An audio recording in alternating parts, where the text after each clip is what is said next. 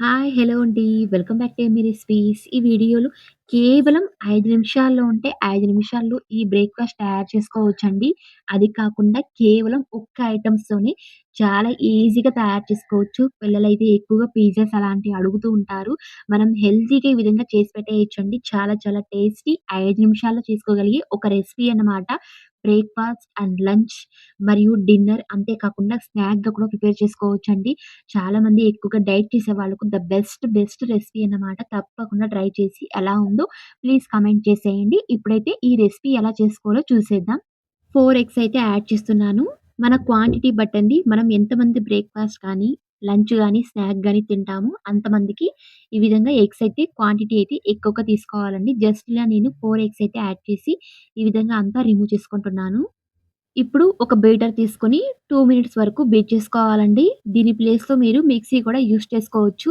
నేనైతే ఇక్కడ వాడే బీటర్ అండి. నేను ఫ్లిప్‌కార్ట్‌లో రూ. 500తో కొనుక్కున్నానండి. ఏకంగా 1 ఇయర్ వరకు యూజ్ చేస్తున్నాను. ఎటువంటి డ్యామేజ్ అయితే అస్సలు అవ్వలేదండి.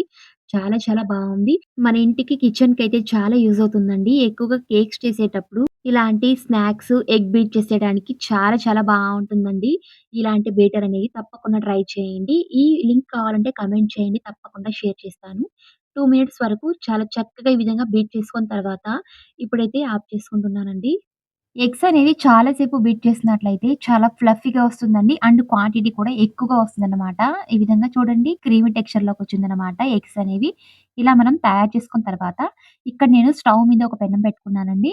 కొద్దిగా ఆయిల్ అయితే యాడ్ చేస్తున్నాను. యాడ్ చేసి మనం తయారు చేసుకున్న ఈ ఎగ్స్‌ని బ్యాటర్ అయితే పోసుకోవాలండి. మీకు నచ్చిన షేప్స్‌లో మీరు తయారు చేసుకోవచ్చు. నేను ఒకేసారిగా ఈ విధంగా ఏకంగా అంతా బ్యాటర్‌నయితే తవ్వ మీద యాడ్ చేస్తున్నానండి.